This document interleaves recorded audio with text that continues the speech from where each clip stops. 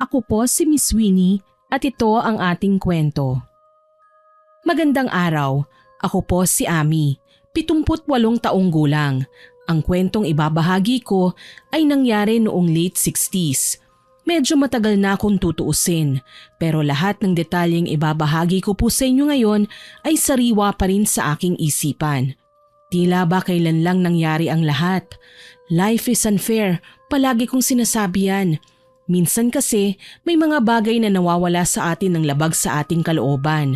Para lubos niyong maintindihan ang pinaghuhugutan ko ng sama ng loob, bumalik tayo sa mga panahong dumating ang pinakamasamang trahedyang nangyari sa buhay ko.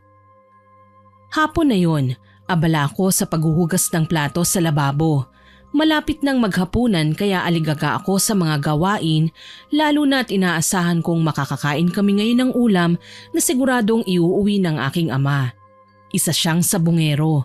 Marami siyang alagang mga manok at madalas nakakapag-uwi ng bihag na kalabang manok na pinagsasaluhan naman namin kapag naluto na. Kaso lang, iba ang nangyari ng araw na yon. Humahangos na umuwi sa bahay namin ng nakababata kong kapatid na si Danny. Basa ng luha ang kanyang muka, nanginginig ang kanyang boses nang makipag-usap sa akin. Ate Ami? Oh, Danny, bakit nanlilimahid ka sa dumi?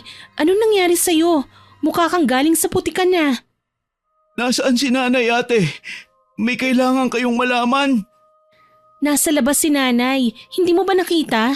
Ano ba yung sasabihin mo at mukha kang balisa? Ate, huwag kang mabibigla. Pero si tatay, patay na po si tatay. Nanlalamig ako pagkatapos marinig ang sinabi sa akin ni Danny. Hindi ako kaagad nakagalaw. Saglit akong napipi. Ilang beses pang nag-replay sa aking isipan ang sinabi ni Danny bago ko pa mapagtanto ang kanyang ibinalita. Maya-maya pa, nagsisigaw ako sa labis na pagkabigla. Ha? Anong sabi mo? Anong patay na si tatay? Huwag kang magbibiro ng ganyan, Danny. Sasampalin kita. Adi ka yatang bata ka eh. Ate naman, dapat ko bang gawing biro yan? May kasama nga akong tanod eh. Pinasusundo kayo para makita ang nangyari kay tatay. Diyos ko, masaya pa si tatay nung umalis kanina. Ano ba kasing nangyari? Nagkagulo ba kanina? Hindi ko po alam, ate. Pero ang sabi ng mga nakakita, may sumaksak daw kay tatay. Dahil sa sinabi ng aking kapatid, humahagulgol na tinawag ko kaagad si nanay. Naging mabilis ang aking mga kilos at hindi na pinapansin ng ibang bagay. Sobrang kinakabahan ako at tila ba lumilipad na ang kaluluwa ko. Ayaw tanggapin ng aking sistema na wala na si tatay. Inay! Inay! Oh, Ami, bakit natataranta ka? Makasigaw ka naman parang katapusan na ng mundo.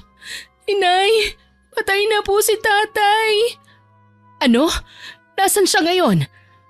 Nasa sabungan daw po.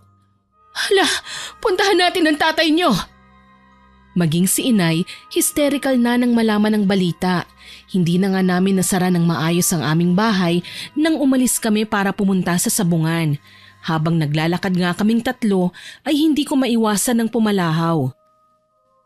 Diyos ko! Itay!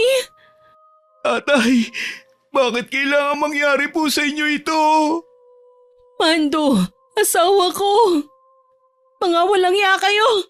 Sinong gumawa nito kay Itay? Sino? Kalunos-lunos ang sinapit ng aking ama.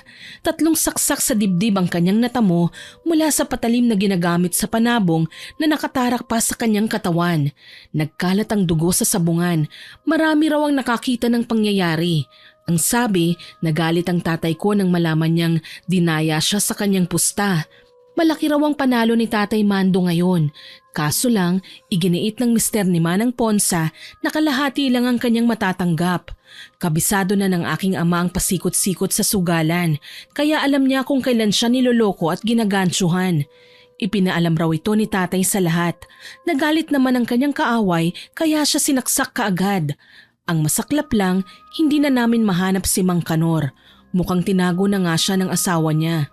Kaagad naming sinugod si Marita dahil nagkataong naroon ang mag-ina. Hayop ka, Marita! Ilabas mo ang tatay mo! Aba, bakit ganyan ka kung makapagsalita sa anak ko? Kami ba ang suspect? Hindi naman ah. Manang Ponsa, pwede ba tama na? Huwag niyo nang pagtakpan ng asawa niyo. Ilabas niyo na siya. Ano bang kasalanan namin sa inyo? Hayop kayo, Ponsa! Talagang kayo ang pasimuno ng gulo dito sa ating lugar. Pati asawa ko, hindi nyo nilubayan. Abay, gusto mo bang masampal ha? Makapagsalita kayo, mukhang masamang-masama na kami. Kung ipakita ko sa inyo ang hinahanap nyo ng matauhan kayo. Sige Manang Ponsa, subukan mong saktan ng nanay at kapatid ko. Sisiguraduhin kong magkakasama kayo ng asawa mo na makukulong. Sino ka para pagbantaan ako? Ang kapal ng mukha mo ha? Kami lang naman ang anak na pinatay ng asawa mo. Tama na kasi ang satsat, mga kriminal naman kayo eh. Nagkagulo ka agad sa sabungan dahil nang gagalaiti ng umatake ang aking nanay. Sinabunutan niya si Manang Ponsa na nagsisigaw naman kaya ako na ang umawat sa kanila. Ano ba? Mahiya naman kayo sa harap ng labi ni tatay. Hindi pa nga siya naisa sa ayos. Nagpapakita na kayo ng ugaling ganyan. Ikaw Manang Ponsa, talagang kinaya mo pang itago ang asawa mo ha? Gaga ka ba, Ami? Sinabi na nga ni nanay na hindi niya tinago sa bahay si tatay eh. Kulit mo ah. Palibasa hindi mo nakita kanina kung paano magyabang yan tatay mo eh. Ipinahiya niya ang ama ko, kaya siya sinaksak. Hayop ka pala Marite. Nakita mo na pala silang nag-aaway, hindi mo pa inawat? Anong klaseng pag-iisip ba meron ka? Ate, tama na po. Kahit anong gawin nating atake sa mag-inang yan, sigurado naman na hindi nila ipagkakanulo si Mang Kanor. Unahin na po muna natin si tatay. Hindi ko na siya kayang pagmasdan sa ganyang itsura niya. Umiiyak na napayakap na lamang ako kina Dani at nanay. Hindi ko alam kung paano kakalma. Kahit anong gawin ko, tila sasabog pa rin ang puso ko sa labis na lungkot. Parang hayop na lang na pinatay na kung sino ang tatay ko. Walang sumukong kriminal, wala ding nakisimpatya. Lahat nakikisilip lang. Salamat na lang sa mga mabubuting tanod na pinagtulungang buhatin ang katawan ng aking ama sa pinangyarihan ng krimen. Sa bahay na natin ayusin ang tatay ninyo. Opo, nanay. Bakit ganun ate? Mabuting tao naman si tatay. Hindi ko matanggap na wala na siya. Ako man, Dani, nasasaktan dahil sa halip na kasalo natin si tatay sa mesa, hayan siya sa kabaong at nakahimlay. Wala na tayong tatay. Huwag kang mag-alala, Dani. Hindi ako titigil hanggat hindi ko nalalaman kung nasan ngayon ang kriminal. Tutulong ako ate. Hindi ako papayag na hindi makamit ni tatay ang hustisya. Niyakap ko na lamang si Dani. Ang aming ina ay hindi ko malapitan. Iyak lang siya ng iyak. Kagaya ko, nalulungkot siya sa sapilitang pagpanaw ni tatay na hindi naman pa dapat. Mabuti na lang, hindi kami pinabayaan ng aming mga kaanak. Inalalayan nila kami sa ilang gagastusin at pangangailangan lalo na sa lamay. Makalipas ang magdamag, hinatid na namin sa huling hantungan si tatay. Masakit man, lalo na't kahapon lang ay masaya pang sinabi sa amin ng aking ama na magkakaulam na raw kami kinahapunan ay wala naman kaming magawa kundi ang tanggapin na lang ang nangyari. Naaawa ako sa aking kapatid na sa murang edad na iwan pa ng aming ama at nawala ng gabay sa kanyang paglaki. Ano nang gagawin natin ngayon ate? Kailangan nating bantayan ang pamilya ni Manang Ponsa, Dani. Malakas ang kutob ko na nakikipagkita sa kanila ang kanyang asawa. Kailangan mahuli ang taong yon sa lalong madaling panahon. Hindi ba delikado ang gagawin natin, ate? Wala naman tayong gagawing labag sa batas, hindi ba? Hindi rin naman tayo hahantong sa ganun, hindi ba ate? Oo naman. Oras na may mapansin tayong kakaiba sa kilos ng mag-anak, ipapaalam natin kaagad sa mga alagad ng batas. Hindi ako papayag na manatiling malaya ang taong kumitil sa buhay ni tatay. Hahabulin namin ang hustisya. Mga anak, hindi ko kayo pipigilan sa kung ano man ang gagawin nyo. Pero sana, mag-iingat kayo. Makakaasa ka po, inay. Hindi namin pababayaan ang aming mga sarili. Mula nang mailibing namin si tatay, naging mapagmatsyag na kami sa bawat kilos ng mag-inang Manang Ponsa at Marita. Wala na silang narinig sa amin kung anong mga salita, basta nanahimik lang kami sa lahat ng pagkakataon. Isang araw, napansin namin sina Marita at Manang Ponsa na abala sa pamimili sa palengke. Palihim akong sumunod. Kampante naman ako na hindi nila mapapansin. Bukod sa sombrero, may suot akong damit panlalaki na mahaba ang manggas. Nagkunwari akong pumipili-pili ng mga sariwang klase ng gulay sa aking harapan habang pinakikinggan ang usapan nila. Sa tingin mo ba, Nay, hindi na nila hahabulin pa si tatay? Naku anak, wag muna tayong makampante. Mamaya niyan minamatsyagan lang pala tayo ng mga anak ni Rosita. Lalo na si Ami. Naku, hindi ko gusto ang ugali ng babaeng yun. Masyadong mapag-ungkat at pakialamera. Sa bagay, kaso lang po naaawa ko kay tatay. Baka mamaya nabuburyong na siya sa katatago. Marami pa naman lamok sa kinaroroonan niya. Kinabahan ako sa kanilang pinag-usapan. Malinaw kong narinig ang mga impormasyon na kailangan ko. Dahil doon, mas lalo akong lumapit sa kanila. Sa pagkakataong yun, tumabi ako kay Marita at wala siyang kamalay-malay na ako ang nasa kanyang bandang kaliwa. Basta, kailangan manatili na muna si Kanor sa pinagtataguan niya. Ano pang silbi natin kung hindi natin siya hahatdan ng mga pangangailangan niya, hindi ba? Pasasaan ba't makakalimot din ng mga tao sa nagawa niya? Tama ka riyan, Nay. Naku, asar din ako sa amin na yun Umaasta siyang tama. Paano? Mataas ang tingin sa sarili. Akala siya lang ang dalaga sa bayan natin. Kaya ikaw, Marita, huwag kang padadaig sa babaeng yon. Para ka kasing tomboy Naiintindihan mo ba ako? At bakit naman ako magpapatalo sa kanya, Nay? Mas magaling ako sa kanya at matalino. Magaling lang siyang mga tuwiran pero wala siyang diskarte.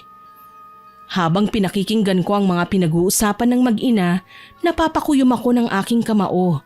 Ngayon pa lang, gustong-gusto ko nang basagin ang pagmumukha nila. Pero dahil ang punteriya ko ay ang tatay ni Marita, kailangan kong habaan ang aking pasensya. Huminga ako ng malalim at pasimpleng umalis sa kinatatayuan nila. Lumapit ako kay Danny na noon ay nakaupo sa isang tindahan at naghihintay ng aking ibabalita. Ate, bumalik ka kaagad? May narinig ako, Danny. Ha? Ano po yun, ate? Kumpirmadong nagkikita si Manang Ponsa at si Mang Kanor. Kailangan natin malaman kung saan niya tinatago ang lalaki nang maipahuli natin sa mga pulis. Anong gagawin natin, ate? Humanda ka at susundan natin sila. Hinintay nga namin na umalis ang mag-ina. Palihim naman namin silang sinundan. Mula sa palengke, tinahak nila ang baku-bakong daan papunta sa kabilang bayan. Buong akala ko sa isang normal na bahay lamang nakatira si Mang Kanor. Nagtatawanan pa ang mag-ina at nagbibiruan habang naglalakad sila. Ako naman ay nangangalit ang bagang sa galit.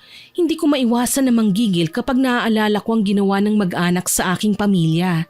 Bago pa man sila makarating sa kabilang baryo, lumiko sila sa isang masukal na tubuhan kung saan may bakas naman ang makipot na daan.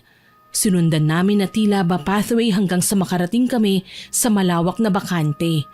Walang tanim sa gitnang bahagi ng tubuhan pero may nakikita kaming munting kamalig. Doon ko nakitang pumasok si Manang Ponsa, kasama ang anak niyang si Marita. Malakas ang loob ko na nasa kamalig na yan ang asawa ni Manang Ponsa. Ano pang hinihintay natin, ate? Sugurin na natin sila. Wag, kapag ginawa natin yan, baka makaligtas sila at makatakas. Kailangan nating kumpirmahin muna bago tayo magtawag ng tulong mula sa mga tanod. Baka makatakas pa sila, ate.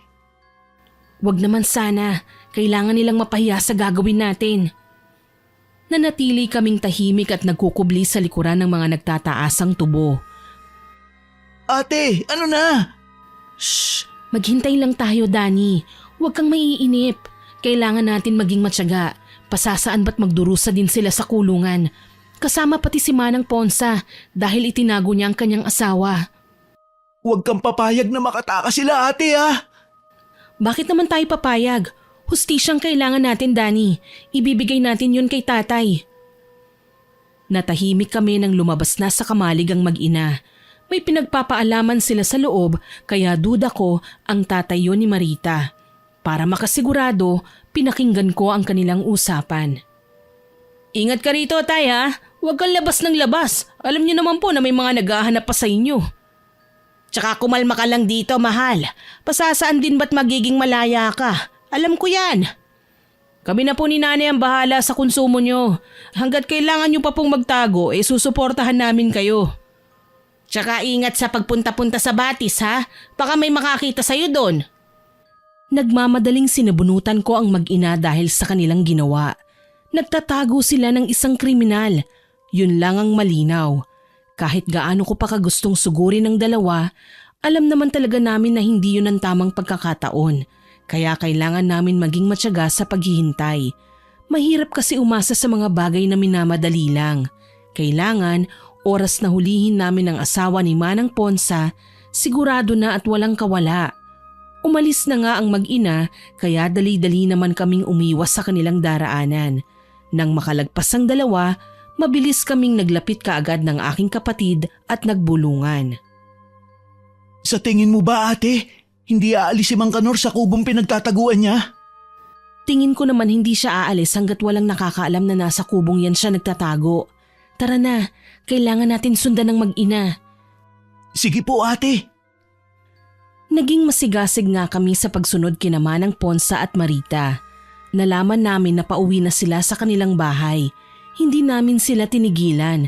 Maski sa tingin ko'y namamahinga sila, nasa paligid lang kami ni Danny at nakaabang sa susunod na galaw nila. Habang nagmamatsyag, napansin ko si Manang Ponsa na nagtungo sa munting kamalig sa likuran ng bahay nila. Nilingon ko kagad si Danny. Bantayin mo si Marita ha, iimbestigahan ko naman si Manang Ponsa. Sige po ate, mag-iingat ka. Ikaw din, huwag kang papahuli. Oo naman, ako pa. Siya, iikot lang ako saglit. Hindi na nga ako nag-aksaya ng panahon na humakbang papunta sa kamalig. Kapapasok lang ni Manang Ponsa kaya hindi niya napapansin ang pagsunod ko sa kanya. Sa likuran kaagad ako ng kamalig lumibot. Napangiti ako nang may makitang may butas ang dingding kaya naman sumilip ako kaagad doon. Napakunot noo ako nang maaninag ang mga bagay na hindi ko akalaing pwedeng itago ng matanda sa kamalig na yun. Mga garapong may lamang hindi ko maipaliwanag. Sa mesa, may nakasalansan na mga libro at kung ano-anong papel na may guhit ng mga simbolong hindi rin ako pamilyar. Naisip ko baka miyembro ng isang kulto si Manang Ponsa. Kinabahan ako dahil kilala ang mga kulto sa aming lugar bilang malulupit na tagasunod ng kanilang sinasambang Panginoon. Nangunguha sila ng tao at inaalay nila pagkatapos ng mahabang dasal at ritual. Napaatras ako. Hindi ko naman alam na ang simpleng paggalaw kong yon ay makakalikha ng ingay na aagaw sa atensyon ni Manang Ponsa. Ang kalmado niyang mukha ay naalarma. Napalingon-lingon, nakikiramdam. Maya-maya pa, tinawag niya ang kanyang anak. Marita, ikaw ba yan? Anong ginagawa mo sa likuran? Namutla ako, agarang lumayo tsaka nagkubli sa nagtataas ang halamanan. Siya namang paglabas ni Manang Ponsa sa kamalig. Mabuti na lang talaga nakapagtago kaagad ako. Kung nagkataon, nahuli na kami. Halos hindi humihinga na nanatili ako sa aking kinaroroonan. Kahit kinakabahan, muntik pa akong mapahagalpak ng tawa nang makitang kakulay na mga dahon ng aking suot na damit. Salamat naman. Marita! Marita! Nay, bakit ka ba tawag ng tawag? Ang ingay niyo naman po. Nanggaling ka ba sa likod kanina? Ha? Ano naman ang gagawin ko doon, Nay? Lintik, parang may nagmamatsyag sa atin eh. Sigurado ko, tao ang napansin kong nagtatago sa likuran kanina. O ano pong gagawin natin? Napakagaga mo talaga kahit kailan. Natural, hahanapin natin. Baka mamaya, nakita na niya ang laman ng kamalig. Ipagkalat pa tayo sa ibang tao. Walang sino man ang pwedeng makaalam ng sikreto natin. Habang naririnig ang pinag-uusapan nila, tinatahip naman ng kaba ang aking dibdib. Hindi ko maipaliwanag ang takot na aking nadarama. Pinagpapawisan ako ng malamig. Hindi ko alam kung kailan ako makakalabas dito o kung mahuhuli ba nila ako. Ang sa akin lang, mukhang may mas matinding tinatago ang mag-ina sa kamalig nila. Mabuti na lang may naging bisita sila. Naobliga ang dalawa na pumasok sa bahay. Sinamantala ko ang pagkakataong yun para makaalis sa aking pinagtataguan. Siya namang kalabit sa akin ni Danny. Ay palaka! Ate, ba't ang tagal mo? Akala ko nahuli ka na eh. Nagtago lang ako. Bakit ka nagpunta rito? Paano na lang kung nakita ka nila? Nag-iingat naman po ako, ate. Nag-aalala kasi ako sa iyo eh. Di bali na, babalik na lang tayo sa mga susunod na araw. Hindi pa ba natin sila huhulihin? May mga bagay pa akong kailangan patunayan, Danny. Para kasing may nakita ko mga gamit na pambabarang sa loob ng kamalig. Kailangan natin malaman kung saan niya gagamitin yon at kung totoo nga talagang may kakayahan si Manang Ponsa na gamitin ang mga instrumentong naroon. Nagmadali na nga kami sa pag-uwi ni Danny. Katulad ng nakagawian, dumiretso ako sa aking kwarto at sinulat ang mga bagay na napapansin ko sa pagbabantay ko kay Manang Ponsa sa pamamagitan ng diary. Ito lang naman ang meron ako noon. Wala kaming gadget na mabilis magamit para mahuli ang mga taong makasalanan, hindi kagaya ngayon. Hindi pa namin kilala ang mga touchscreen na aparato kagaya ng cellphone at digicam. Nakakatawang isipin pero ang pinakabaduy na gadget na meron noong araw ay mga mayayaman pa mismo ang nagmamay-ari. Walang-wala na nga kami nagawa pang manglait, hindi ba?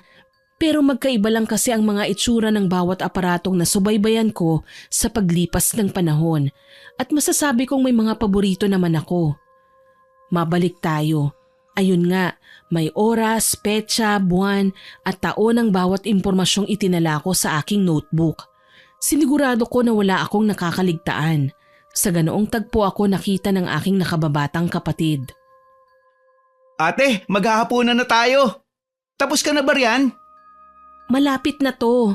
Konti na lang. Si nanay. Ayun, nauna na sa mesa. Pero hindi pa nagsisimula. Nalulungkot pa rin.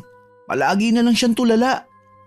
Siyempre, hindi naman ganun kadaling mag-move on, hindi ba? Ang sa atin lang, wag nating ipakita sa kanya na tayo man ay nalulungkot at nalulugmok. Kailangan tayo ang maging lakas ng loob ni nanay. Naiintindihan ko, ate. Siya nga pala. Bukas, dadalaw ako kay tatay sa sementeryo. Ikaw? Sasama ako, ate.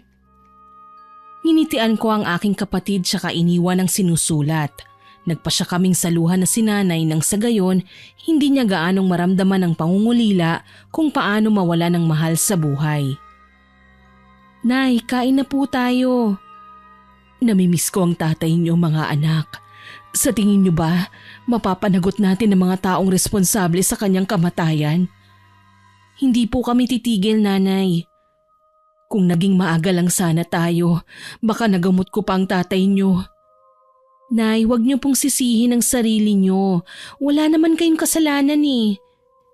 Hindi ko lang kasi maiwasang manghinayang. Wala man lang tumulong sa kanya nung mangyari ang trahedya.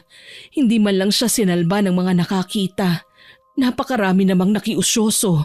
Wala man lang naglakas ng loob na lapitan siya para tulungan. May mga ganyan po talaga kasing pangyayari, inay. Mahirap ipaliwanag. Ang mga tao kapag alam nila nakaguluhan na tapos may nangangailangan, hindi nila tinutulungan. Hinahayaan lang nila na malugmok sa kapahamakan. Pero kapag alam nilang malakas pa ang isang tao, ayun, lapit sila ng lapit dahil alam nila na mapapakinabangan pa nila. Ang sasama nila, ni minsan hindi sila pinagdamutan ng ama ninyo. Nay, wag niyo na pong pasakitin ang ulo niyo sa kaiisip sa mga taong yun. Wala din naman silang magagawa eh. Mapapahiya lang sila kapag lalapit sila sa atin ngayon dahil masosopla din naman natin sila. Isa sa mga natutunan ko ay wag masyadong magtiwala sa mga tao. Salamat anak. Pasensya na kung wala ako sa aking sarili nitong mga nakaraang araw. Hindi ko naman talaga ginustong maging ganito eh. Nalulungkot lang talaga ako. Nakahanda po kaming intindihin kayo, inay, dahil mahal na mahal ka namin. Hindi ako kailanman magsisisi na kayo ang mga naging anak ko. Ang babait ninyo. Aniya at niyakap kami ni Danny. Naging maayos naman ang aming hapunan at naging responsable kami sa paglilikpit ng pinagkainan. Hinayaan na naming magpahinga ng maaga si nanay nang sa gayon mabawasan man lang ang pagkapuyat niya dala ng ilang gabi na ding walang matinong pahinga. Kinaumagahan, maaga kaming nagpunta ng sementeryo.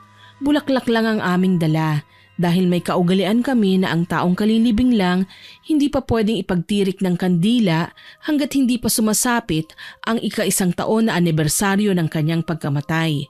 Pagdating namin sa sementeryo, nagulat ako nang makitang nawala ang krus na nakalagay dapat sa puntod ni tatay. Dali-dali kaming lumapit ng aking kapatid. Hala ate, tignan mo!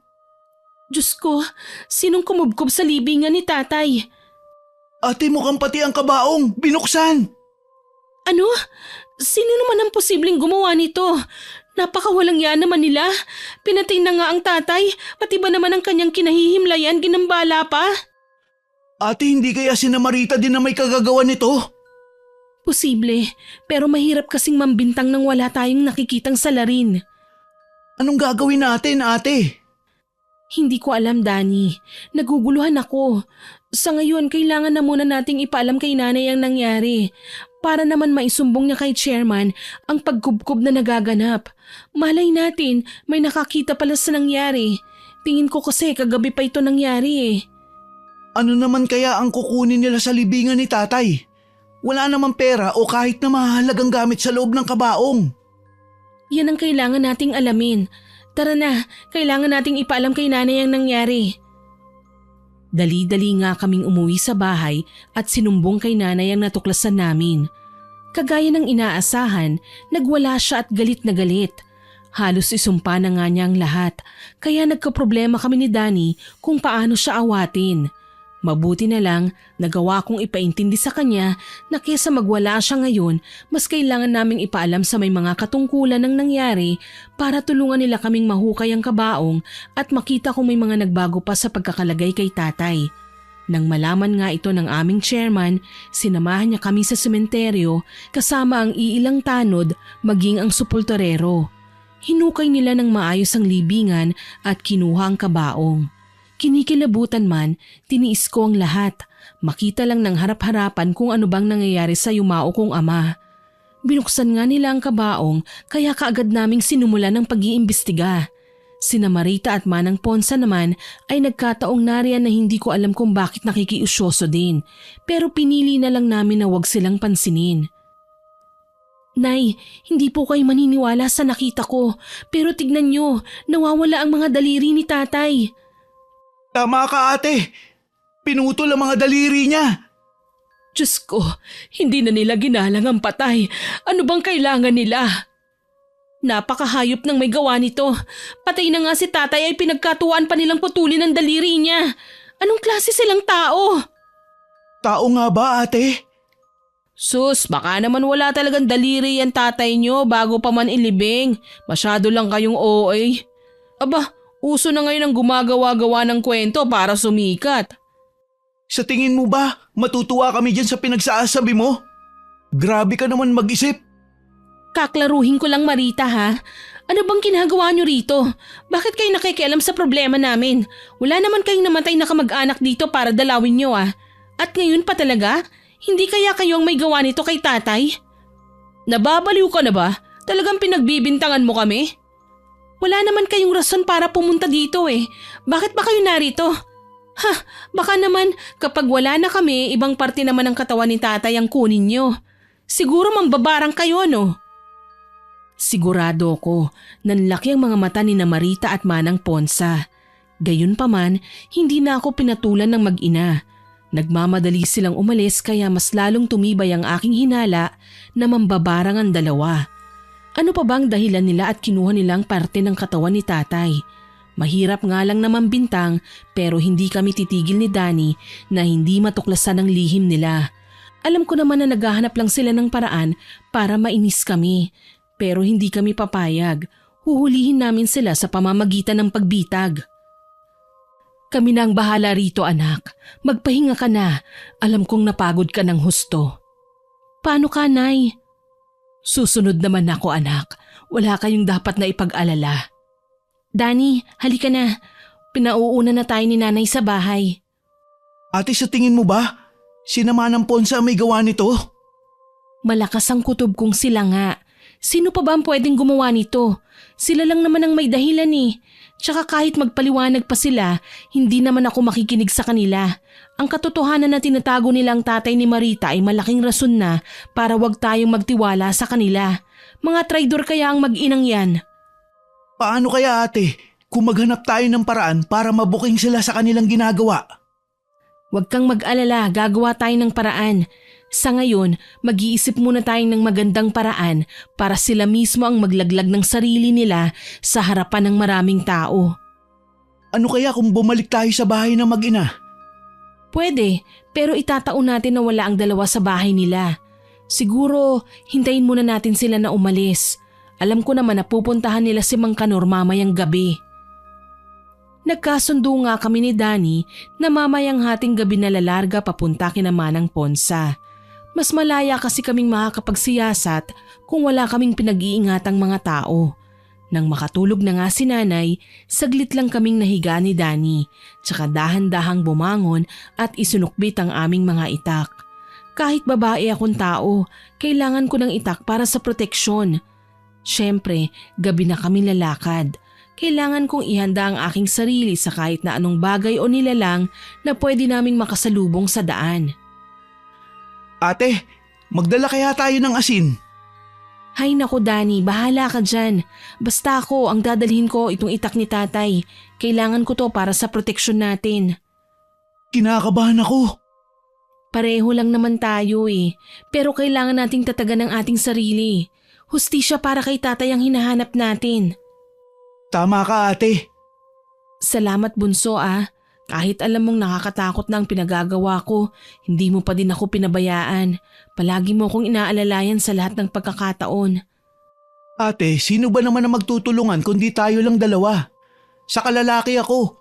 Ako dapat ang poprotekta sa inyo ni nanay. Hindi ako papayag na saktan na lang kayo basta-basta ng kahit na sino. Kaya nga bilib ako sa iyo eh.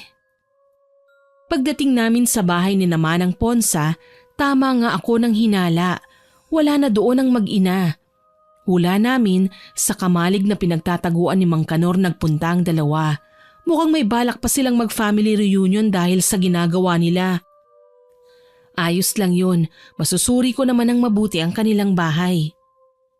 Danny, sa bahay ka ha, ako sa kamalig. Ingat ka ha. Kapag may narinig kang ingay, tumakas ka na kagad. Alam mo kung saan ako hihintayin. Opo ate. Naghiwalay kami kaagad ni Danny. Dumiretso ako sa kamalig at natuwa nang makitang bukas ang pinto. Agaran akong pumasok.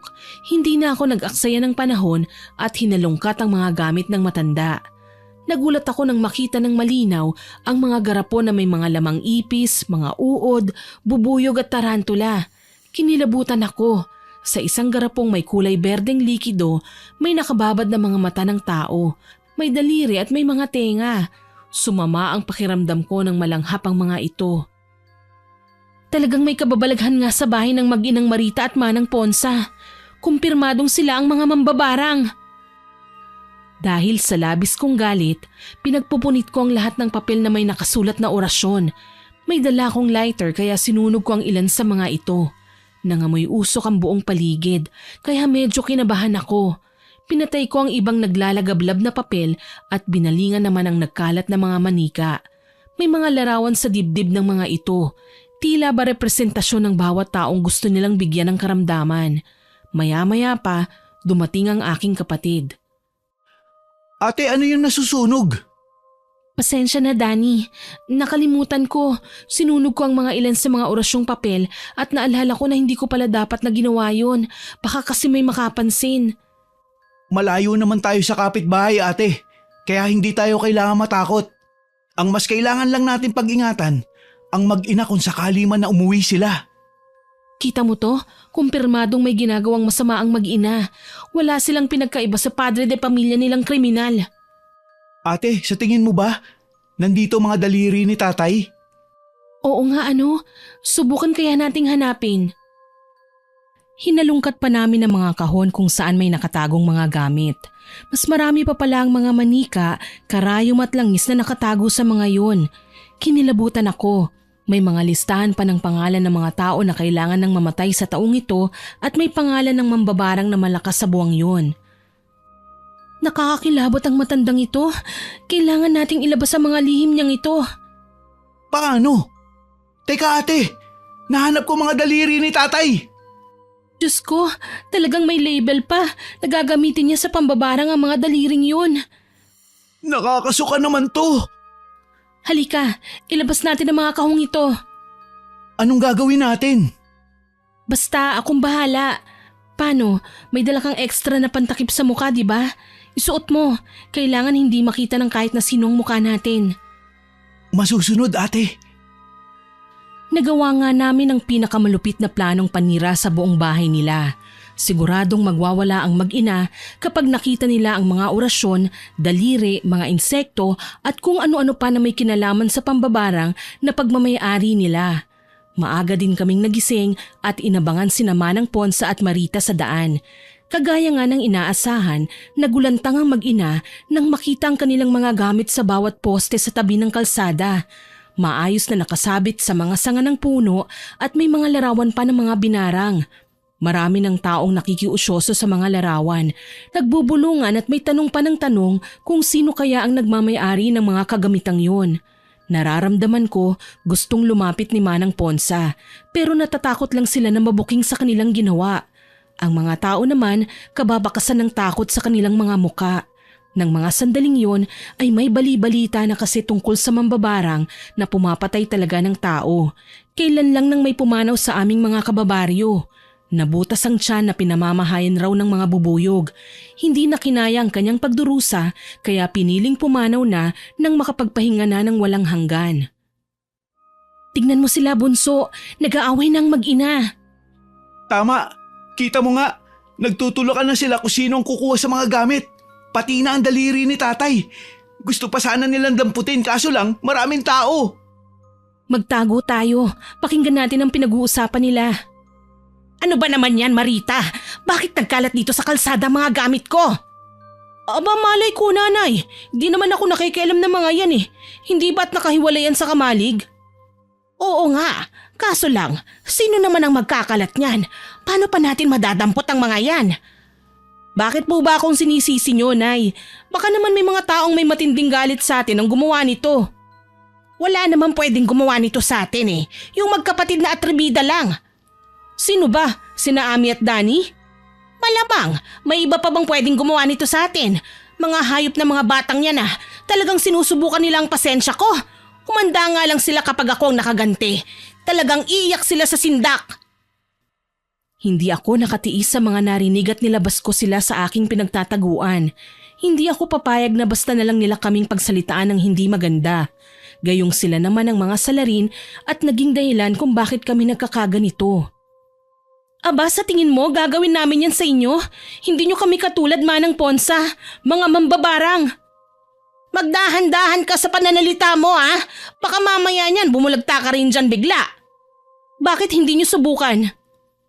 Nagulat ako nang lumapit nga sa akin si Marita at sinabunutan ako. Gigil na gumanti ako sa kanya hanggang sa tuluyan na nga kaming magpambuno. Wala akong pakialam kahit saan pa kami gumulong. Ang mahalaga, masaktan ko siya at maipakita sa kanila na mas malakas ako.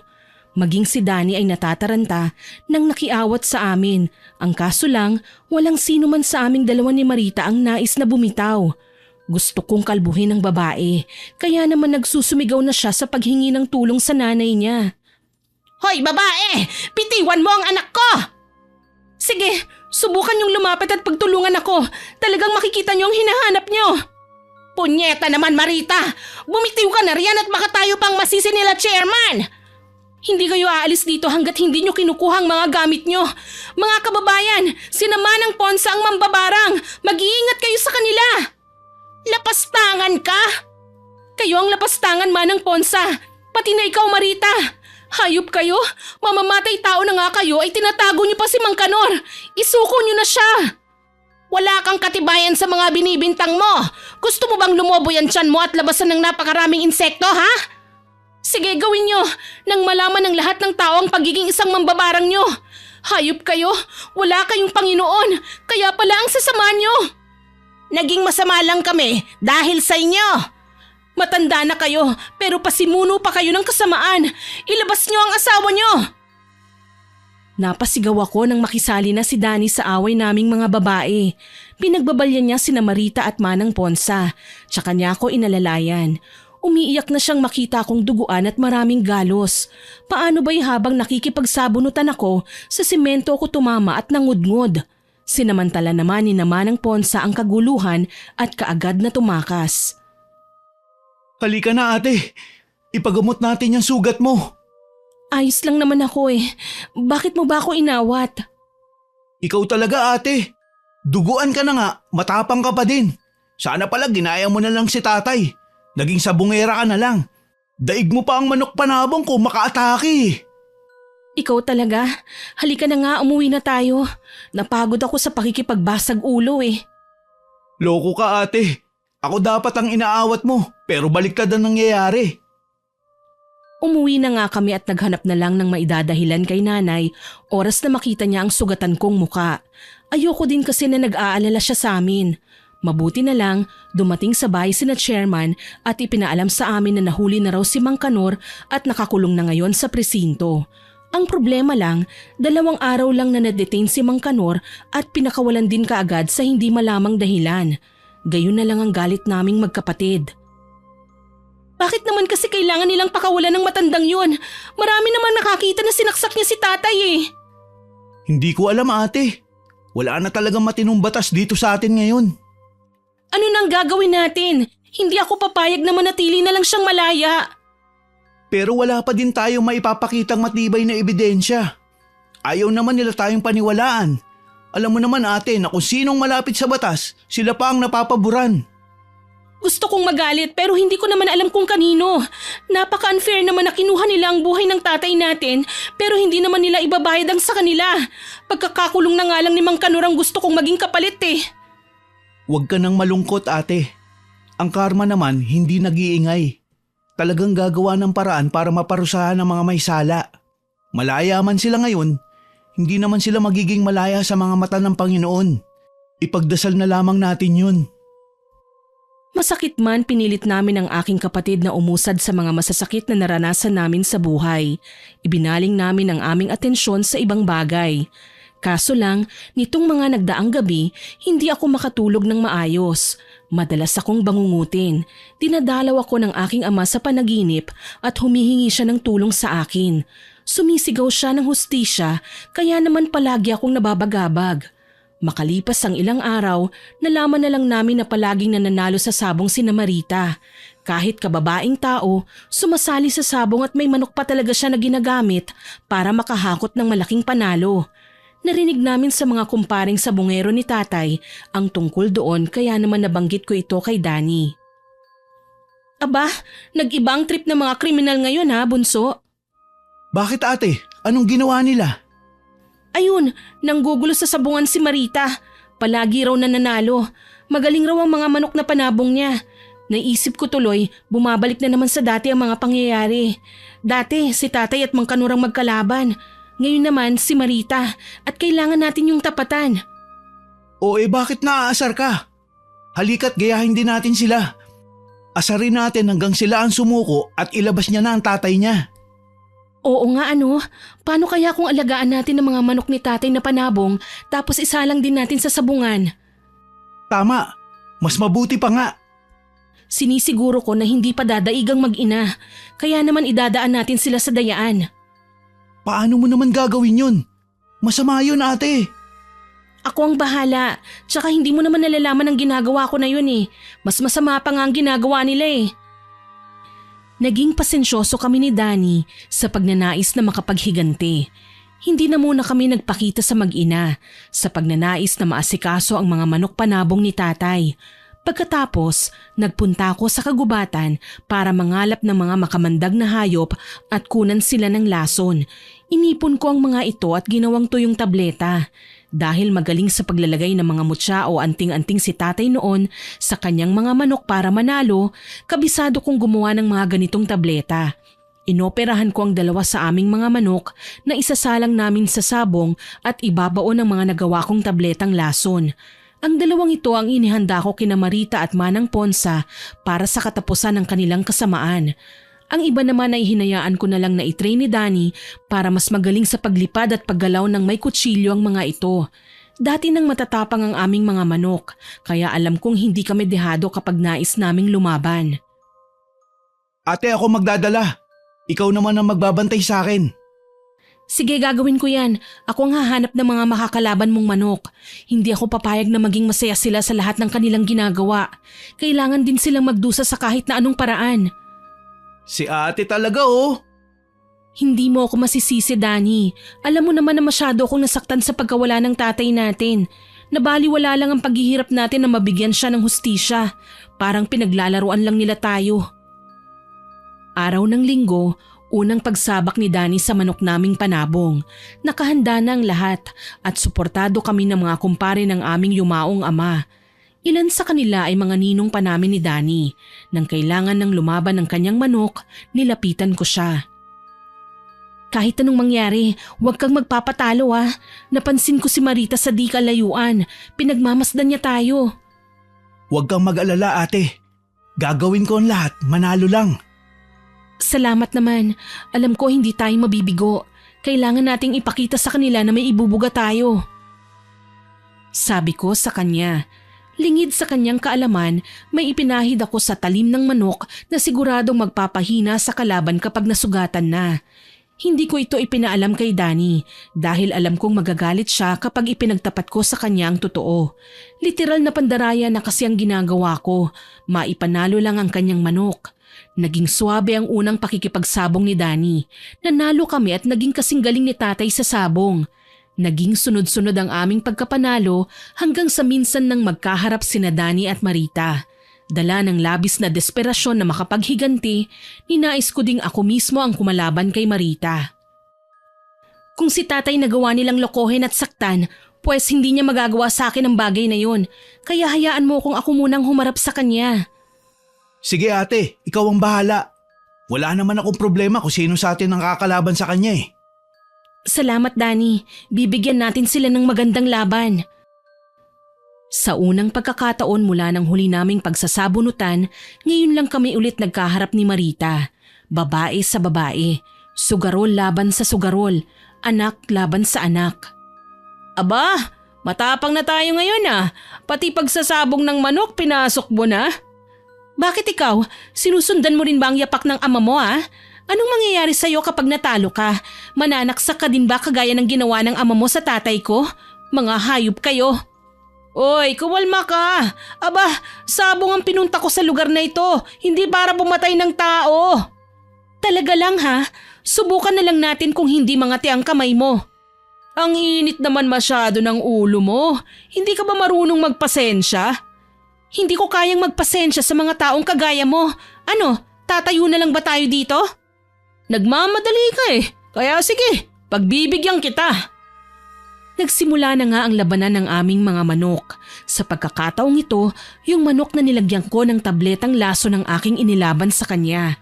Sa bawat hakbang pa lang, may mga pandaraya na akong ginawa pero hindi niya nahalata na labis kong ikinatuwa. Magaling lumaban ang kanyang manok at umaasa siyang mananalo. Ako naman, umaasa ako na matatalo dahil binala ko ngang madala niya ang aming manok.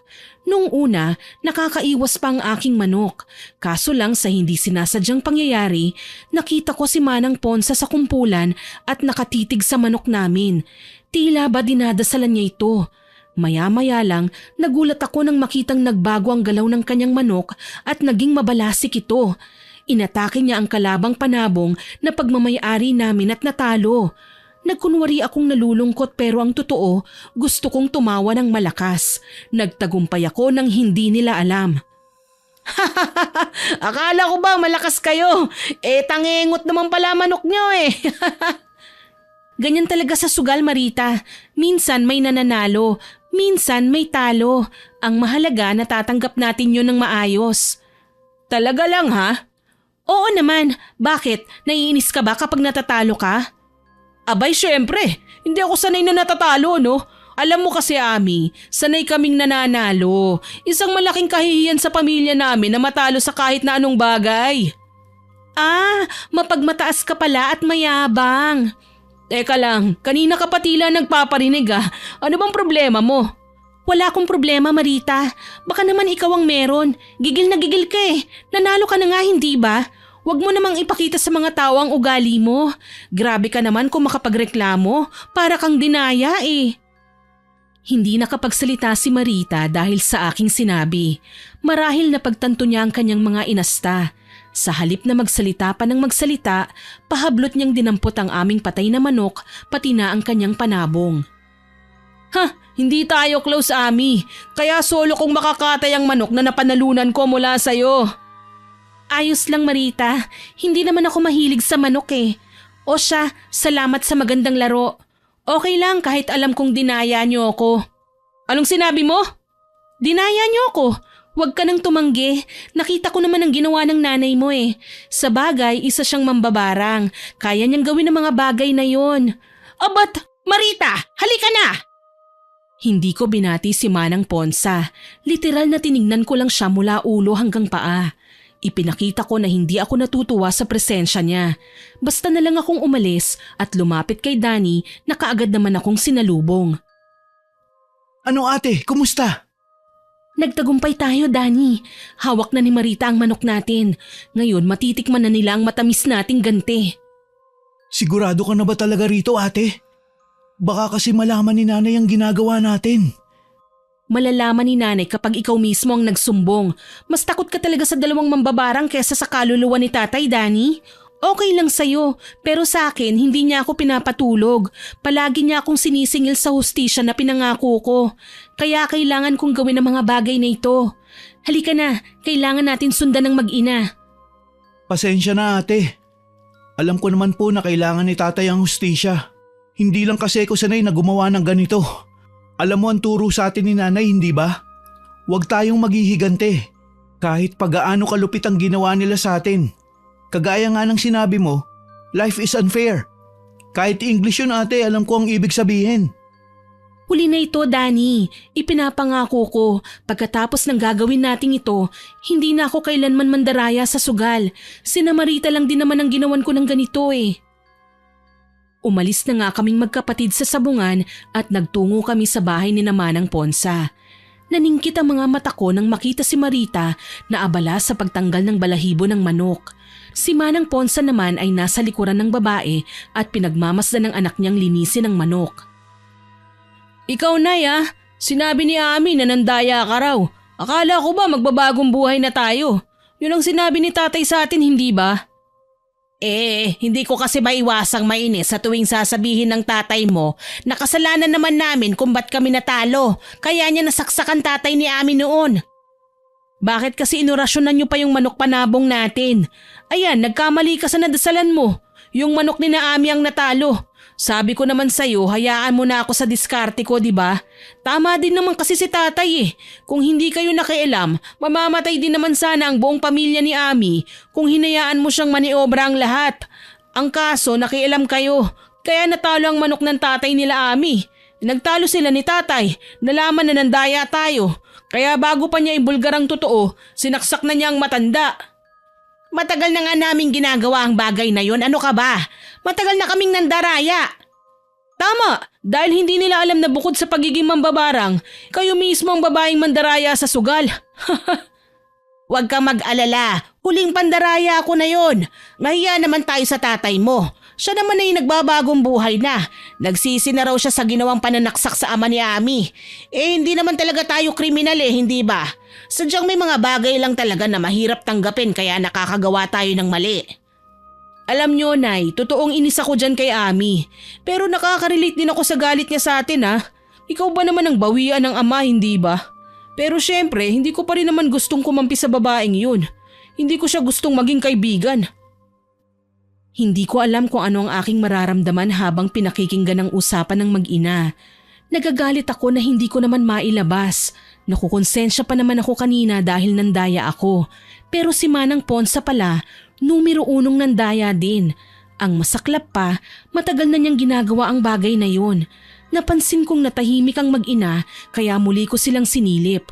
Nakita kong hinihiwa na ni Marita ang parte ng manok na nilagyan ko ng tabletang lason. Hindi ko napansin kung saan nagpunta si Manang Ponsa pero bigla akong tinubuan ng konsensya. Bago pa man niya matimplahan ang manok na lulutuin na niya, nagpakita ako sa kanya. Marita! Hoy! Anong ginagawa mo dyan, Ami? Sinasabi ko na nga ba ikaw ang nagkalat ng mga kagamitan ni nanay sa pambabarang doon sa kalsada, no? Hindi yan ang pinunta ko rito, Marita. Gusto ko lang sanang sabihin na itapon mo ng manok kung ayaw mong malason. Nagbibiro ka ba? Baka naman hindi mo lang matanggap na ako ang nanalo. Nagsasabi ako ng totoo, Marita. Tinitigan ako ni Marita. Tinatansya niya kung nagsasabi nga ba talaga ako ng totoo. Maya-maya lang, inamoy niya ang hiniwang karne ng manok. Nanlaki ang kanyang mga mata. Tinapon niya ang mga yun at dinuro ako. Umalis ka na! Habang wala pa si nanay! Umalis ka! Natatarantang nagtatakbo ako palayo kasama si Danny. Hindi ko malaman kung tama ba o mali ang aking ginawa. Ang tumatak lang sa aking isipan, ginawa ko ang tama. Hindi ko napatay sina Marita at Manang Ponsa. Nagawa ko pang iligtas sa mga buhay nila. Nang makalayo na kami sa bahay ng mag-ina, napasalampak ako ng upo sa lupa. Umiyak ako. Ngayon lang ako natakot ng ganito sa tanang buhay ko. Bakit ba tinatahak ko ang masama? Bakit kailangan kong gantihan ang mas masaklap ang ginawa ng kapwa ko sa akin? Ate, ano ba nangyari? Bakit kinausap mo si Marita? Nakonsensya ako, Danny. Hindi ko magawang tignan sina Marita na mamatay bilang kaparusahan ng kanilang mga kasalanan. Napagtanto ko, hindi ako Diyos na kailangan magpataw ng parusa. Sa sobrang pagnanais kong manalo sa laban, gumamit na ako ng karahasan para lang makaganti. Pero habang iniisip ko palang na malalason sila, bunso, hindi ko na kinaya. Hindi ako kriminal. Hindi tayo pinalaking masama ng ating mga magulang. Ipinagmamalaki kita, ate. Sabi ko na nga ba, magbabago din ang isip mo. Salamat, hindi ka nagpadala sa galit mo. Totoong galit ako, Danny. Pero bakit kailangan kong pumatay? Kapag pinatay ko sila, gaganti rin sila sa atin. Ayoko nang mabawasan pa tayo. Tatatlo na nga lang tayo eh. Bakit papayagan ko pang may makuha sila sa atin? Siguro naman hindi ganun kasama si Marita para ipagkanulo tayo sa kanyang ina. Tama ka, ate. Ang tao kahit masama, may natatago ding kabutihan. Ang kriminal, nakokonsensya din sa katagalan. Nagsasawa sa ginagawa niyang krimen. Pinipili niyang magbago. Niyakap ko si Danny tsaka ako humagulgol ulit. Tinawanan lang niya ako at inakbayan. Tsaka kami magkasamang umuwi sa bahay. Kinagabihan, nilagnat na ng todo si Danny. Hindi ko alam ang dahilan ng pagkakasakit niya pero takot na takot kaming pareho ni nanay. Saan ba naman kasi kayo nagpasyal mga anak? Ano bang ginagawa niyo? Ako na talaga ang kinakabahan sa inyo eh. Nay, sa labas lang naman kami namasyal ni Danny eh. Wala naman kaming ginagawang masama. Napapansin ko, madalas na naman kayo nagpupunta sa sabungan. Sinasabi ko sa inyo ha, iwasan niyo na ang sabungan. Ayokong naririnig na nakikipagsabungan kayo kina Marita. Alam niyo naman ang ugali ng mag-inang yun. Nahinto sa pagsasalita si nanay nang bumangon si Danny at nagsuka ng todo.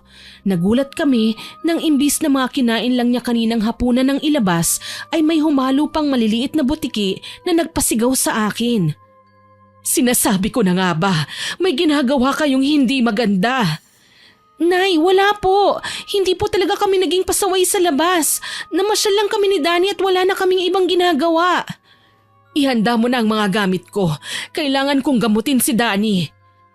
Ano po bang nangyayari sa kanya, nanay? Base sa nakikita kong paghihirap ngayon ng kapatid mo, malakas ang kutob ko na siya ang naging biktima ng pambabarang. Pero, mamaya na tayo mag-usap. Kapag pinatagal pa natin ito, magiging malala pa lalo ang kalagayan ni Danny. Natutop ko ang aking bibig dahil sa mga sinabi ni nanay. Hindi ko tuloy alam kung paano ko ipagtatapat sa kanya ang aming ginawa. Natatakot ako, lalo na't alam kong hindi niya magugustuhan ang aking ginawa. Kung sana lang talaga hindi ko napinlano ang lahat ng yun. Ngayon, nagdurusa si Danny dahil sa kagagawan ko. Mabuti na lang, hindi napuruhan si Danny. Gumaling din siya sa pagsusuka makalipas ang mahabang gabing paghihirap. Kasalanan ko to. Kung sana hindi ko na pinilit ang gusto ko. Ate, wala kang kasalanan. Saka hindi kita sinisisi. Okay naman na ako eh. Ami, wag mo nang gagawin pa ulit ang mga bagay na ginawa mo ha. Ayoko nang maulit pa yon. Nanay, pasensya na po. Hindi ko naman po ginustong mangyari yun eh. Alam ko, pero wag niyong gagayahin ang mga taong kriminal. Nagagawa nila ang mga bagay na yun dahil halang na ang kaluluwa nila. Samantalang kayo, kay babata pa ninyo eh. Hindi kayo dapat na sumasalang sa mga gawaing hindi naman namin itinuro sa inyo. Masama yun. Naiintindihan po namin, Inay. Pasensya na po kayo. Paano niyo po pala nalaman ang tungkol sa ginawa ko? Nagsagawa ako ng pagtatawas. Nalaman ko at nakita sa aking diwa ang eksaktong ginawa niyong dalawa. Mula noon, nagsilbing aral na sa akin ang mga nangyari. Pinili ko nang iwasan ang mga bagay na madadamay ang aking kapatid. Mahalaga sila ni nanay sa akin, kaya kahit may nasimulan na ako, mas pinili kong magbago.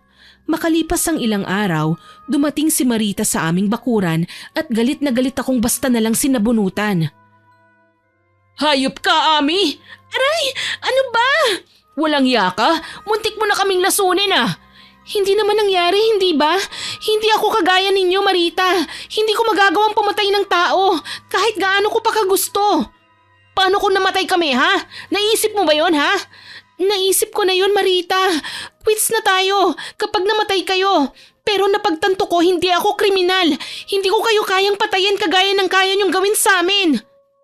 Natigilan si Marita sa aking sinabi. Napayuko siya. Binitiwan ang pagkakasabunot sa aking buhok. Maya-maya pa, umiiyak. Pinagmasdan ko na lang siya at hindi ako nagtangkang lumapit. Sa halip, lumayo ako sa kanya at inayos ang aking buhok.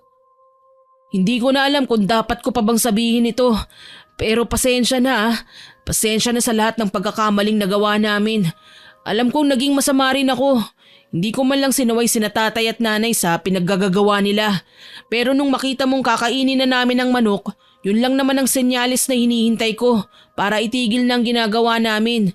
Kung sa akala mo ay ako ang nandaraya, nagkakamali ka. Kagagawan yun ni nanay. Ginagamit niyang kakayahan niya para mambarang. Anong ibig mong sabihin? Ang mga nakita mong kagamitan sa kamalig namin ay matagal nang gawain ni nanay. May mga napatay na siya gamit ang pambabarang. Ang mga taong yun ay walang kasalanan. Nagawan lang ni nanay ng paraan para patahimikin dahil silang nakakaalam ng kanyang lihim. Nung namatay ang tatay mo, hindi namin pinlano yun. Nagkaroon lang sila ng hindi pagkakaintindihan. Pero may kinalaman si nanay sa pagkamatay ng tatay mo. Anong ibig mong sabihin, Marita? Ang mga mambabarang ay maraming taglay na kakayahan. Kaya nilang saktan ng kanilang mga kakilala. Kaya nilang baliwin at bigyan ng karamdaman. Higit sa lahat, kaya nilang isailalim sa hipnotismo. Sa pamamaraang yun, nagawa ni nanay na mapatay ang tatay mo. Kailan ko lang nalaman ang lahat ng yun nang minsang marinig ko ang pagtatalo ng mga magulang ko. Pero bakit mo sinasabi sa akin ang lahat ng ito ngayon? Bilang pasasalamat sa ginawa mong pagbawi sa dapat sana ay gagawin mo sa amin. Kaya ako naisip na ipagtapat sa iyo ang mga nalalaman ko. Nang mga sandaling yon nagalit ako, pero hindi ko magawang saktan si Marita. Ginawa niya naman ang lahat ng alam niyang paraan para malaman ko ang totoo. Ngayon, sinamang Kanor na daw at Manang Ponsa ang nagtatalo. Ang gusto ng ama ni Marita, itigil ng pambabarang ng ginang na ayaw niyang pakinggan. Yun lang naman ang sinadya ko rito, Ami. Ang pakiusap ko lang, iwasan niyo na si nanay. Hindi ko na kasi siya mapagsabihan ngayon ng maayos eh. Galit na galit siya nang malamang may laso ng manok na napanalunan namin. Kaya ba pati kapatid ko binarang niya? Oo, pero nagawan ko naman ang paraan yun. Kahit hindi ako nagsagawa ng barang, kaya kong bawiin ang binigay niya kay Danny dahil anak niya ako. At may kakayahan din ako. Namulat na ako, Ami. Sana ikaw din. Tipid akong napangiti sa kanyang sinabi. Hindi ko alam kung bati na ba kami, pero alam kong matatapos na ang gulo sa pagitan namin. Hindi ko na ipipilit pang kunin ang hustisya na nararapat kay tatay. Balang araw, naniniwala ako na makakamit din namin yon. Nang muli kong lingunin sana si Marita para magpasalamat, wala na siya sa kanyang kinatatayuan. Umalis siya nang hindi man lang nagpapaalam. Pero ayos lang, alam ko naman na magiging normal na din ang aming kalagayan pagkatapos ng araw na ito. Lumapit si Danny at kunot noong tinanong ako. Ate, sino pala ang bisita natin? Si Marita, umalis na siya. Sinabi lang na wag ko nang uulitin ang ginawa ko. Sabi ko sa'yo, di ba? Kahit ang masasama, nakokonsensya din. Loko ka talaga, pinag-alala mo ko ah. Akala ko tuloy kung ano na nangyari sa'yo. Naku ate, malakas ako. Promise. Sigurado yan ah. O paano, pasyal tayo? Tara, kaalis lang ni nanay. Kaya pwede na rin tayong gumala. Saan mo ba gusto ate? Sa sabungan tayo magpunta. Siguradong maraming maglalaro ngayon. Balita ko yung mga dating sugarol noon nagsisibalikan na ngayon. Mukhang kasama yata ang tatay ni Marita. Sana, wag na sila mandaya no? Huling pakiusap daw niya yun sa anak niya bago siya sumuko sa pulis para pagbayaran ng ginawa niyang kasalanan kay tatay. Talaga ba ate? Naku, nakakatuwa naman. Ngumiti lang ako at hindi na nagsalita pa. Alam ko naman na namulat na si Marita sa kung ano ang mali at tama. Ang tanging masasabi ko lang sa kanya, sana mas pag-igihan pa niya ang pagiging mabuting tao. Alam ko na balang araw, dadaloy ulit ang blessing sa pamilya niya. Pagdating namin sa sabungan, marami ng tao. Nagpupustahan ng mga kalalakihan at natatanaw ko sina Marita at Manang Ponsa sa di kalayuan. Mukhang nagtatalo ang dalawa. Dala siguro ng matinding kuryosidad, naisip kong lapitan ng mag-ina para pakinggan ang kanilang pinag-uusapan. Sumusobra ka na talaga, Marita. Bakit kailangan mong pakialaman ng pambabarang ko kay Danny? Dapat patay na ang batang yun ngayon. Nay, ilang beses na ba tayong pinagsabihan ni tatay na magbagong buhay na tayo? Ano bang makukuha natin sa pagbabagong buhay? Hindi ko kasi kayo maintindihan na mag-ama. Puro na lang kayo matitino. Dati, kinukonsinti ko ang ginagawa nyo. Pero mali inay eh. Sa atin pa din babalik ang karma. Tayo pa din ang magdurusa. Hindi ka naman dating ganyan ah. Bakit kailangan mong maging mabait? Ano, sinusuway mo na ba ako bilang iyong ina? Baka nakakalimutan mo. Ikaw pa rin ang magmamana ng pagiging mambabarang ko. Ayokong maging mambabarang inay. Sawa na ako sa ganito. Gusto ko naman ng mabuhay ng normal. Pagkatapos nun, nakita kong nilayasan ni Marita si Manang Ponsa. Gusto ko man siyang lapitan para kausapin, pinigilan ko ang aking sarili. Ayokong madamay sa away nila. Baka sa walang lugar na pakikialam ko, ako naman at ang pamilya ko ang mapagkatuwaan ni Manang Ponsa. Kita ko ang panlilisik ng kanyang mukha nang sundan niya ng tingin si Marita. Maya-maya pa, may nilapitan siyang nakataling manok at inorasyonan. Ilang sandali pa, nagulantang ako. Naging hulas ang manok at tila nagkaroon ng sariling isip. Kinabahan ako, mukhang may binabalak siyang masama. Dahil sa takot, kaagad akong umalis sa pinagtataguan at bumalik sa aming pwesto. O ate, saan ka nang galing? Naihi kasi ko eh. Naghanap ako ng mapagtataguan. Ah, magsisimula na raw. Unang lalaban si Mang Kanor at ang kalaban niya. Ano?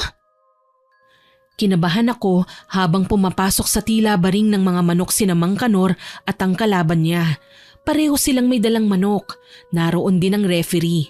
Maya-maya pa, nagsimula na ang labanan ng mga manok. Maayos naman ang kanilang unang pagsabak sa laban. Nag-iiwasan at nagpapakitang gilas. Kaso lang, hindi namin alam kung anong nangyari at basta na lang huminto sa pakikipaglaban ng manok ni Mang Kanor. Mabalasik nitong tinignan ng may-ari ng kalaban niyang manok. At sa labis naming panggigilalas, ang mismong tao ang kanyang inatake. Diyos ko, anong nangyayari? Bakit inatake na ng manok ang kalaban ni Mang Kanor? Itay! Anong nangyayari? Bakit inaatake ng manok natin ang tao? Umiwas ka, Itay! Baka po matamaan kayo! Tumayo ako at napasapo sa dibdib. Kitang-kita naming lahat kung paano pinagsasaksak ng manok ang kalabang tao ng tari na nakatali sa kanyang paa. Tinamaan ng lalaki sa mata, sa muka, sa leeg, pati na ang kanyang tiyan. Malalapad at malalalim ang sugat na nilikha nito dahilan para bumuka ang mga hiwa tsaka lumuwa ang kanyang mga bituka. Hindi ako nakatiis at sumuka. Maging si Danny na nagtatangkang lumapit doon ay pinigilan ko. Huwag kang pupunta doon, Danny. Delikado. Parang sinapian ng manok nila. May tangan pa naman yung tari. Kailangan natin silang tulungan. Kung gusto mong humingi ng tulong, magtawag ka ng tanod. Bilis! Nagtatakbo nga si Danny palayo sa sabungan. Ako naman ay nakasiksik lang sa tabi habang nakatingin sa mga nagkakagulong tao. Mistulang may nangyaring holdapan pero ang totoo, manok lang ang kinatatakutan naming lahat. Sa pagnanais ni Mang Kanor na mapatigil ang kanyang manok, nilapitan niya ito na naging isa niyang malaking pagkakamali. Sa halip na huminto, siya naman ang binalingan ng manok. Maliban sa saksak na kanyang natamo ay tinuka ng tinuka ang kanyang mga mata hanggang sa tuluyan na nga siyang mabulag. Ang kanyang leeg naman ay lumaylay na animoy ginilitan gamit ang itak. Nang makita ito ni Marita, natataranta niyang nilapitan ng kanyang ama. Wala naman akong nagawa kundi ang sumunod sa kanya. Itay! Anong nangyari? Marita, huwag kang lalapit dyan! Baka mapahamak ka! Kailangan kong pigilan ng manok! Ang tatay ko! Baka patayin ang tatay ko! Marita, makinig ka! Ang nanay mo ang may gawa niyan! Nakita ko siyang dinadasalan ng manok na nakatali kung saan kayo nag-uusap kanina. Sa tingin ko, inurasyonan niya ang manok para magwala ng ganyan. Siya namang pagdating ni Manang Ponsa na mukhang hindi na paghandaan ang pangyayari. Nang makita niya sa sabungan ng kanyang asawa, duguan na ang matanda at mukhang naghihingalo na. Kay laking sugat ang ginawa sa kanya ng nagwawalang manok na maging ang kanyang mga bituka ay pinaghihiwa pa kaya bulwak na lang ng bulwak ang dugo. Masahol pa ito sa nakakadiring barang na aking nakita. Masahol pa sa tinubuan ng mga insekto sa kanilang katawan. Nagsuka ako at napasandal sa isang tabi nang makitang tila karne na pinaghihiwa ng manok ang dalawang lalaking biktima. Si Marita naman na animoy nawawala sa kanyang sarili, mabagsik na nilingon ang kanyang ina. Anong ginawa mo, inay? Anong ginawa mo? Ang kalaban lang ang gusto kong patayin. Hindi ko naman alam na sasanggain ito ng tatay mo. Hindi nyo alam? Nang dahil sa pagnanais nyong maghigante, ganito ang inabot ni tatay sa mga kamay nyo. Hayop kayo, inay. Wala kayong kasing sama. Hindi ko naman alam na papalpak ng ganito ang ginawa kong orasyon. Gusto ko lang naman na manalo tayo. Kinamumuhian kita, inay. Ikaw ang pumatay kay tatay. Humalo ang lakas ng palahaw ni Marita sa malamig na hanging tila ba nakikiusyoso din sa nangyaring krimen. Ang manok na kanina lang ay animoy sinaniban ng masamang maligno, ngayon tutuka-tuka na lang sa isang tabi na parang walang nangyari. Sadyang kahiwaga ng mga naganap ng hapon na yon na maging si Nanay Rosita na pasugod sa pinangyarihan ng krimen at nagsuka dahil hindi kinaya ang nakitang kababalaghan sa kanyang harapan. Tunay ngang ang karma nang humanap ng paraan para maparusahan ng mga may sala. Ngayon matatahimik na ang inyong ama dahil nakamit na niya ang hustisya. Ano na po ang mangyayari kina Marita at Manang Ponsa, inay? Sila lang ang nakakaalam. Kaya pakatatandaan nyo, anak, wag na wag kayong gagawa ng kahit na anong ikasasama ng iba para wag itong bumalik sa inyo na 3 beses din ng bagsik.